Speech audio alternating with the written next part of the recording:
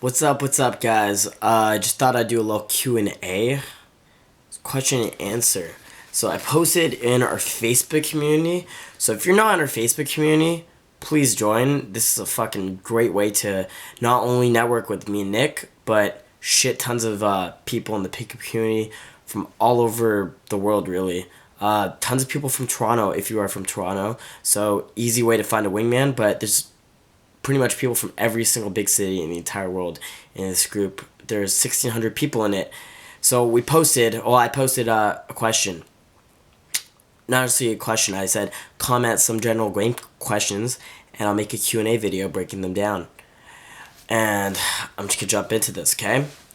So, Junior, he said, would you engage with guys who are with girls or would you ignore them? How would you deal with them? Last night, I was on boot camp. Student was talking to a girl who was with the guy. Okay, so I go up to the guy, and I'm like, "Hey, how you doing?" I start like rubbing him, and I'm like, "You're cute. Do you want to have a threesome with us?" I was just fucking with him. He's like, "Oh, dude, I'm heterosexual." I'm like, "Dude, I'm fucking with you. Me too." I started throwing girls at him just to again like fuck with him, so he doesn't try to like amog.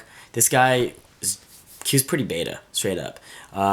Students talking to the girl, right? So while I threw the guy at another girl, I get my student to pull the girl away and disappear into the crowd. The student, the like random dude, he told me, "Oh yeah, that's my best friend's ex-girlfriend," and so he's obviously friend zoned. He's not really with the girl, and he ended up just chilling by the girl while my student was like making out with her, getting her number, all that shit. And on top of that, while that was happening, I see a guy like the right of me, grinding on a girl. So I actually walk up to the girl. I literally tap her on the shoulder while she's bent over on a guy. I'm like, "Hi, I'm Justin. What's your name?" And she's like, "Hey, this is my name. Whatever." Right? And I just grab her hand and I pull her away. And she walks towards me. I start having a conversation with her. And so there's like a wall right behind me. I'm leaning on the wall, and the guy tries to like pull her back. So I grab her, pick her up by the legs, her like ass on my arms. I just walk away, put her down. We just have a conversation. She wanted to hook up with me, but I wanted to end it there. I literally just wanted to challenge myself, pull the girl off a guy. So I always engage when there's guys around because for me, I see it as a challenge. I want to overcome that challenge. I want to prove something to myself. That I'm the fucking boss and I'm not scared of anything. Okay?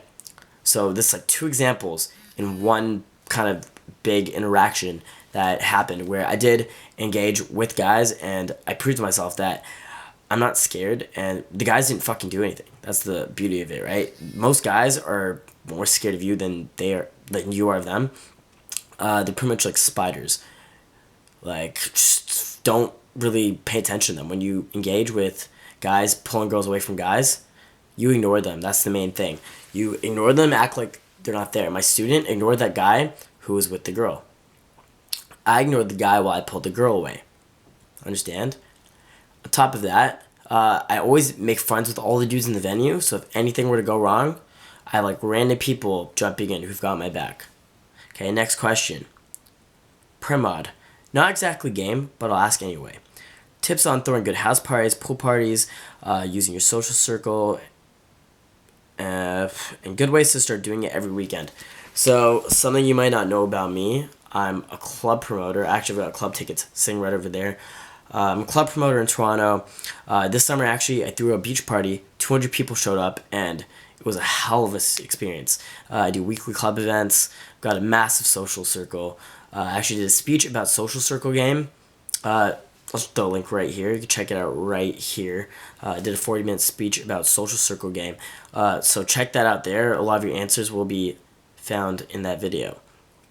Making a social circle, pretty much talk to everyone that you can and always be trying to network with people. Social circles, parties, it's all about networking. Okay? Even going to parties, it's about networking. When you're talking to girls, even hooking up with girls, it's about networking. You're showing, "Oh, I'm single, you're single." Like that, it's a network connection, essentially. When you talk to dudes, Whatever it's about, you're pretty much bringing them into your network. Social circle is just a giant kind of a network of people you know. You're this person, you got someone you know here, here, here, and literally just like a web of people that constantly should be expanding. And if you're not expanding, then you're kind of failing. So when I want to throw a party, when I want to club promote, I just go on my phone for about maybe not even an hour. I'll be like on a bus ride, just like on my way to school or something. Be like, oh, clubbing tomorrow night. Meet me here this time, 9 p.m. Whatever. We're gonna like do this pre-drink, whatever, and then that's it. That's pretty much social circle throwing parties. When I want to throw a big party, I make a Facebook event. Facebook is pretty much like the best wingman you could ever have for getting laid and making friends. Because, okay, there's this like evolutionary theory that states that you can only remember 100 to 350 people because in the caveman days, we lived in tribes of that many people. So your brain can't really remember that many more people than that. And that's what Facebook's awesome for. You remember the name, the face, and you don't have to remember it. Your fucking laptop does. Okay? So that's Social Circle 101. That's how to throw parties. And you can check out that video that I linked. It's fucking gold for Social Circle. Okay, next question. How do you pimp hoes in a small town? By Steven. Well, Steven, a lot of people don't know this about me. Everyone thinks I live in Toronto, but I do live in Toronto, but I live in the suburbs, and not just like the suburbs, but like the borderline another city. So it takes me an hour to 90 minutes just to get to the downtown core where all the clubs are and all the people are. And, I mean, I do pretty fucking well for myself. First of all, you don't want to be the fucking pickup artist. You want to be the social dude who talks to everyone. So, funny story, on my bus ride home last night, there was this chick, like, staring at me while I was talking to my buddy. And I'm just like, hi. And she's like, Justin? And I'm like, oh, it's you. And then I was like, what's your name again? And she's like, Paige. And I was like, oh fuck, I actually know this chick. I have her on Facebook. We used to party last year. I was trying to bang one of her friends, but I ended up banging one of her other friends. And another one of her friends. Yeah, and apparently we went to a few parties I don't really remember, because like again, going back to that like evolutionary theory, where you only remember a certain amount of people. For me, I only remember a certain amount of things, because like, I mean, I've been to like literally hundreds and hundreds of parties. So I don't really remember every party I've been to or everyone I've met. I don't really remember partying with her. Apparently we were like partying quite a bit last summer. I only remember hanging out with her once. But yeah, that's pretty much it, right? Like, I'm just talking to people wherever I go. This girl knows me, and I met her through mutual friend, which goes back to social circle. Social circle is fucking key. Okay, that's like baseline when it comes to being a small town. You want to be making friends with their friends, making friends with their friends. So that way everyone knows you. What I do is I take things to the next level where I'm the guy introducing people to each other. So I bring out a bunch of people who don't know each other, and by the end of the night, I make sure that they're, like, if they're guy and girls, they're like hooking up with each other. I make sure they're like fucking broing down with each other. If they're dudes, if they're girls, I make sure that they're like fucking like going to the bathroom together, doing their makeup together, like growing these like sisterly bonds.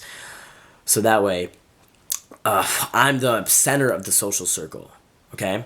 So that's pretty much what I do. And by doing that, you build social value, and that's pretty much how you pimp hoes in a small town. I actually had a girlfriend who lives like down the street from me, like last year. It's pretty cool. And I wouldn't even chill with her friends, but I knew all her friends. And so like I had like separate relationships. You know what I mean? So like just even in my neighborhood, like everywhere I go, I know people. Okay? So that takes us to the next question, which is, well, what about you makes women attracted to you? Okay, so this is pretty much game 101. What makes a guy attractive? And I'd say the sole thing, like the one fucking thing, okay, is there's no one thing. It's everything, okay? The way you act, your behavior. Essentially, that is, I guess, the main thing. Guys tend to look at looks when it comes to girls, not specifically looks, but things like facial features, right? Or like, do they have attractive facial features so that their babies will have attractive facial features? Does the girl have a nice ass? Do they have a nice tits? That's because it shows that their babies would be healthy. So when a guy looks at a woman and says, "Oh, nice ass, nice tits," that's pretty much saying, "Oh, this person would make healthy babies, so they're a good person to mate with." Okay, but for women looking at men, it's behavior, right? Women look at behavior because behavior shows social status. Behavior shows, oh well, I guess this guy has a potential to be like an alpha male, a leader, make a lot of money, be successful, right? Because again, in the caveman days, right, there wasn't people who had money. There weren't people who had big houses. It's, oh, I live in a cave. I'm this person, whatever. But like the behavior shows potential. Okay, behavior shows that potential to become that alpha male, become that person who can lead the tribe, provide for everybody, take care of everybody. And when I say behavior, it also means other women pre-selection, because again, in the caveman days, if like one caveman was sleeping with a girl, like other girls find that attractive because that goes back to kind of behavior, because it's like, well, that's attractive, right? Women want what other women want because that shows survival, right? If you look at the guys in the club who are getting girls, it's because they have other girls on them. And it's funny because like whenever I tell girls I have a girlfriend, stop hitting on me, their eyes light up. Last night in the club on boot camp, fuck off, I have a girlfriend. Girls like eyes just lights up, and she number closed me, and I was like, fuck it, I'm a club promoter, right? Add me on Facebook. And tonight, actually, I just came back from a party. You know, so I'm like wearing. It's not actually my girlfriend's jacket. I was a cool cat. That was my costume. Uh, yeah, like I'm introducing myself to random girls, and they're like, "Oh, hey." I'm like, "Oh, this is my girlfriend," and they're like, "Oh, hey." Oh, okay. Like the vibe suddenly changes because it shows that pre-selection, and it also shows that I don't really give a shit about any like negativity that's thrown at me, which is an attractive behavior as well because it shows I'm sure of myself. Okay, so behavior, that's what's attractive to women. Thoughts on lying about your age as an 18-year-old at clubs. You can do it, but if you're lying about your age, that pretty much shows insecurity about your age. I mean, I did in the past. When I was 17, I used to tell girls I was 18 just so they think I'm legal. And I'd be like, well, I'm legal, so you can sleep with me. But again, that shows insecurity. You can just be straight up about it. On the other hand, many times you have to fucking lie about your age, man. Like, shit, like I'm 20 now, but I know like being 18, if I told a girl I was 18, she wouldn't sleep with me. So I tell girls I'm 21, or I wouldn't bring up my age at all. I just wouldn't bring up age. And you could tell I was insecure about my age because I was the one always asking girls how old they are. And now I don't really give a shit. But I'd be asking girls how old they are. So that way I can be like, oh, you're a baby. Because I was insecure about being young. So I'd say that for a lot of people, age is just the insecurity. It's not even about lying about it. It's just like you're fucking insecure about it. Sometimes you do have to lie about it because like a 30-year-old woman might not want to sleep with an 18-year-old dude. Like a lot of times they do, but you might have like women who are like 30 who'll be like, I won't sleep with an 18-year-old. I may fuck 21 and older, like 24 and older. So like, kind of figure out the way they're acting towards you and act accordingly. Next question. As you were about to approach, girls might give you like good, dirty looks. How do you avoid this? Okay, so to avoid dirty looks and all that, I just power through it. So I always walk up with a big smile. Hello, I'm Justin. Nice to meet you. Okay, so law state transference, what you feel, they feel, right? And if they throw bullshit at you, like you just reframe it as if, like, you didn't even fucking see it. You ignore negativity. So it's like, oh, you're being weird, so I'm just gonna be normal, right? That's what you want to kind of strive for. So Chris, if girls are giving you dirty looks, it's probably a reflection of the way you're coming off. Think about this. Have you ever met someone who just kind of walks up to you and just like kills your vibe, ruins your day, or just like brings a lot of negativity to the interaction? If you're having that problem where you even walk by people and they just stare at you and give you like negative looks, chances are it's because you're that person. You're probably walking up saying like, fill my cup. That's your vibe. It's like, I'm not enough, I'm needy, I'm trying to take value from you. You want to be the guy walking up, offering value, being the one offering the friendship and making them happy. You know what I mean? You don't like. Just watch this, okay? Like, hello, I'm Justin, versus, hey, how's it going? I'm Justin. Nice to meet you. Like, what makes you smile? What makes you more happy? What brings more? Who's bringing more energy? Which version of me is bringing more energy to the interaction? That's what you want to be. You want to be the one. You want to be the, hey, how the fuck's it going? You want to be that, okay? Having anxiety approaching girls at school because you're worried you'll get recognized. Okay, this is a question I get all the fucking time. Why, like, don't do pickup at school, right? You shouldn't be doing pickup. You should be socializing with the environment. If you're being the fucking school pickup artist, that's creepy as fuck, and no one's gonna like you. But if you're the fun, flirty guy who socializes with everyone, they're clear in your intent of who you are as a person, strong personal boundaries, you flirt with everyone just because you like to, just because it's fun. You're always having fun, you're always amusing yourself, and everyone enjoys your company because you're always offering value to people. You're always walking up with a full cup. You're always making people's day, giving people's hugs, being the person you want to be. You're not going to be the pickup artist. You're going to be the cool, fun person who everyone knows with a great, outgoing personality. And that's what you want to strive for. You want to be that person. You don't want to be the fucking dude trying to walk up to every girl, hitting on them. You want to be the guy who's pretty much casting a big net when it comes to meeting people, meeting everyone, talking to everyone. That means guys, girls, teachers, everyone, like beautiful people, ugly people, who the fuck cares? Like everyone who's got an even remotely nice personality, you want to meet them, and from there you can pick and choose who you want to sleep with. Okay, when these people see you as a man, and when I say man, I mean like a masculine energy, you can have your pick with them. Oh, next question. What is your input on going out completely alone? It's fucking awesome. Usually when I go out alone, not just when I go alone, but if I go out with friends and then I isolate myself and go do my thing alone, my results are like explosive. That's usually when I pull. I've got a good story. I actually was at a venue with my buddy Jason and my friend Amber. Amber picks up some guy, they're making out. Jason brought a date, so they're making out, and I'm just like off gaming myself, right? And every time I see Amber, she's like, Justin, oh, it's okay, you're not fifth wheeling us. And I was like, okay, Amber, I wasn't fucking thinking about that, but now I am. It put me in my head, and then she'd say it again, so I was like, what the fuck, man? It put me in my head, and I was like, fuck this. I messaged a girl that I recently went on a date to with, and I was like, hey, come meet me. It was almost like 12 a.m., and I was like, meet me, I know it'll take you like 30 minutes to get down here, so I was like, let's meet up. On my way to going to the meetup spot, I left as soon as I could. We had about 20 minutes till maybe like 15 minutes till we meet up. But I do a cold approach by myself. In about 15 minutes, my penis was inside that girl that I cold approached.